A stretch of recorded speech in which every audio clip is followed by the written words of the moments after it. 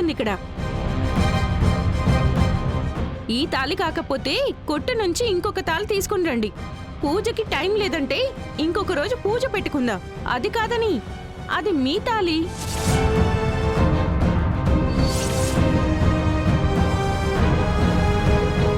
ఝాన్సీ అమ్మ, నాకు ఇది కొంచెం కూడా ఇష్టం లేదు.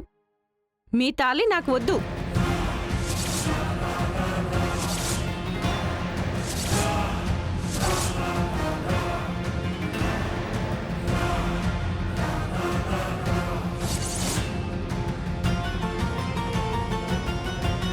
ఏయ్, ఏం మాట్లాడుతున్నావు? ఝాన్సీ అమ్మ తాళి దక్కడం అంటే అదెంత పెద్ద భాగ్యమో తెలుసా? అదే నువ్వు వద్దని చెప్తున్నావా? శేషు, కావాలంటే మీ చెల్లికి రేపో మాపో పెళ్లి చేస్తారు కదా, అప్పుడు ఈ తాళిని మీరే యూజ్ చేసుకోండి. నాకు ఈ తాళి వద్దు.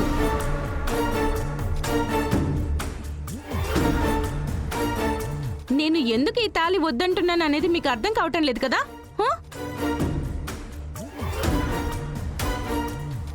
మీరు పెళ్లి చేసుకున్న కొన్నేళ్లకే మీ ఆయన చనిపోయారు కదా.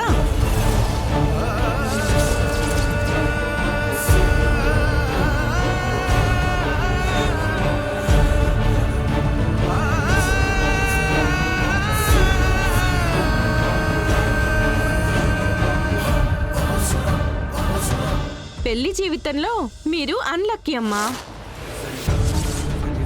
అలాంటప్పుడు మీ తాళి నా మెడలోకి వస్తే నాకు అదే పరిస్థితి రాదు అని నేను భయపడడంలో తప్పులేదు కదా. నోరు మొయ్యవే.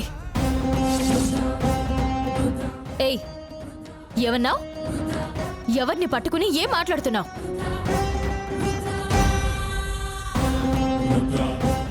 జాన్సమ్మ గురించి అసలేం తెలుసు నీకు? ఆవిడ చూసిన బ్రతుకేంటి? ఆవిడ భర్తకి ఉన్న అనుబంధం ఏంటి? ఒక్క మాటతో ఆవిడ జీవితాన్ని తీసి పడేశావు. ఆవిడ గురించి అసలు మాట్లాడడానికి నీకేం అర్హత ఉంది?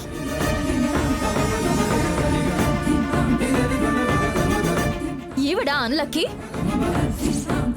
ఈవిడ వల్ల ఎంతమంది బతుకుతున్నారో తెలుసా?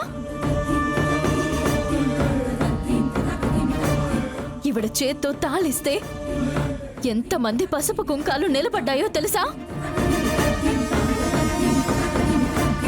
ఆవిడ పేరు చెప్పుకుని ఎన్ని కుటుంబాలు బతుకుతున్నాయో తెలుసా? కొంచెం కూడా ముందు వెనక ఆలోచించకుండా ఆవిడ్ని పట్టుకుని ఇంత మాట మాట్లాడావు. జాన్సమ్మ గురించి అసలేం తెలుసు నీకు?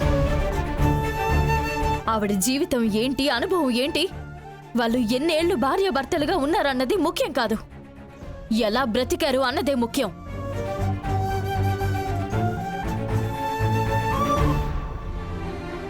జాన్సమ్మ తాతయ్య గడిపింది కొద్ది రోజులే అయినా ఆ జీవితం ఎంతో అద్భుతమైన జీవితం.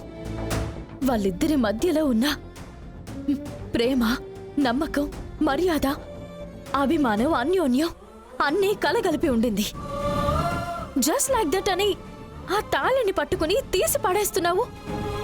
ఆ తాళి వెనక తాతయ్య పడ్డ కష్టం విలువ తెలుసా నీకు? బయట ఊర్లో సంతకి పోయి ఏ పని దొరికితే అది చేసి రాత్రింబగల్లో కష్టపడి గుక్కడు మెతుకులు మాత్రమే తిని రూపాయి 2 రూపాయలు అని ఖర్చు పెట్టి ఎంతో ఆశతో జాన్సమ్మకి కొనిచ్చిన సొత్తు అది. చిన్న విషయం కాదు.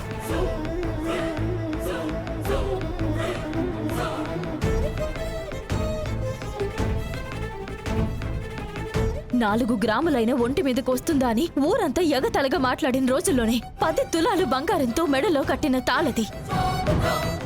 జాన్సమ్మ మీద ఎంత ప్రేమ ఉంటే అంత కష్టాన్ని కోర్చి అలాంటి తాళి చేయిస్తారు. దాన్ని అవమానిస్తావా నువ్వు? ఇది కేవలం తాళి మాత్రమే కాదు, జాన్సమ్మ పొందిన ప్రేమకి చెదరని సాక్ష్యం ఇది.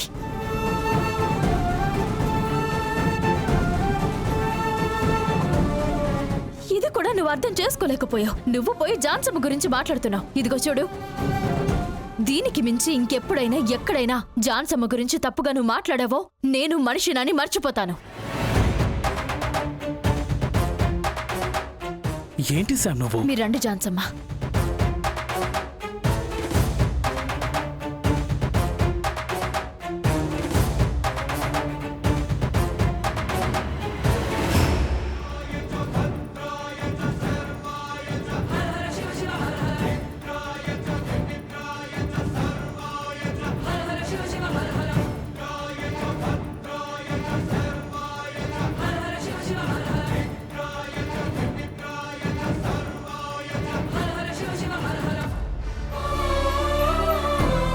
జాన్సమ్మ, దానికి అసలు ఎంత పొగరో చూసారా?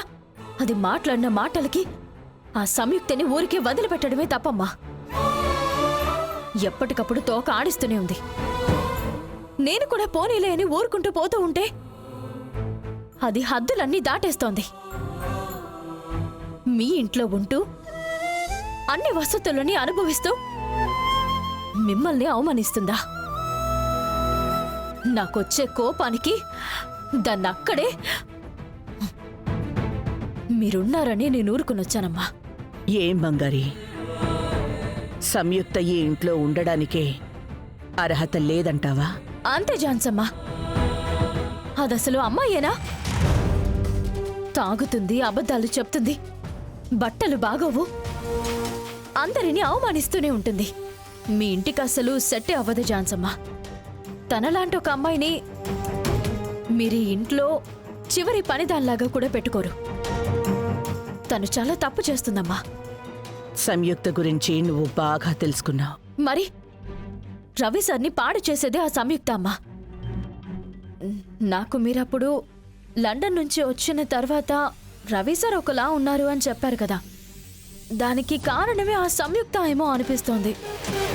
ఇలాంటి ఒక అమ్మాయిని రవి చేసుకోకూడదనే నేను తపన పడుతున్నాను. సంయుక్తకి బదులు నీతో పెళ్లి చేస్తే ఈ కుటుంబం, రవి జీవితం బావుంటుందనుకుంటున్నాను. నువ్వేరా అంటే వాడి పెళ్లికి ముందుండి నువ్వు అన్నీ చూసుకున్నావు. ఎలా బంగారి? నీకే తెలుస్తోంది కదా సంయుక్త తప్పుడు ఆప్షన్ అని. బంగారి, నీకు నా మీద ప్రేముంది, రవి మీద అక్కరుంది, ఈ కుటుంబం బాగుండాలి అనుకుంటున్నావు. మరి అలాంటప్పుడు సంయుక్త ఈ ఇంటి కోడలుగా వస్తుంది అంటే నువ్వు ఎలా ఊరుకుంటున్నావు? సంయుక్తతో రవికి పెళ్ళైతే ఈ కుటుంబ భవిష్యత్తు ఏమవుతుంది బంగారి? ఏంటి సైలెంట్ అయిపోయావు?